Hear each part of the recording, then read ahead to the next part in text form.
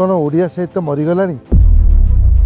4.5 କୋଟି ଓଡ଼ିଆବାସୀ ଥାଉ ଥାଉ କେହି ଜଣେ ବେଷ୍ଟ ସେଲର ହିସାବରେ ନିଜକୁ ପ୍ରତିପାଦିତ କରିପାରୁନାହାନ୍ତି। କହିଲେ ଦେଖି, ଆଜି ଆମାଜନରେ ଗୋଟିଏ ହେଲେ ଓଡ଼ିଆ ବହି ଟପ୍ 10 ଲିଷ୍ଟରେ ଟ୍ରେଣ୍ଡ କରୁନି। English medium school, competitive exam, ତା ସହିତ ମୋବାଇଲ ଡିଷ୍ଟ୍ରାକ୍ସନ୍, ଏହିସବୁ ଓଡ଼ିଆ ସାହିତ୍ୟ ପ୍ରତି ଆଗ୍ରହ କମେଇ ଦେଉଛି। କିନ୍ତୁ ଏତେ ଘାତ ପ୍ରତିଘାତ ଭିତରେ ବି ଓଡ଼ିଆ ସାହିତ୍ୟ ଆଜି ବି ବଞ୍ଚିଛି। କ୍ଲାସିକାଲ ଲାଙ୍ଗୁଏଜ ଷ୍ଟାଟସ୍, ଦିନଲିପିରେ 85,000 ରିଡର, ଜେସିବି ପ୍ରାଇଜରେ Odia writers, Penguin Odia publish କରୁଛି। ପ୍ରୋବ୍ଲେମ୍ ହେଲା ଆମେ ଲେଖୁ କିନ୍ତୁ ଏହାର ପ୍ରଚାର ପ୍ରସାର ହେଇପାରେନି।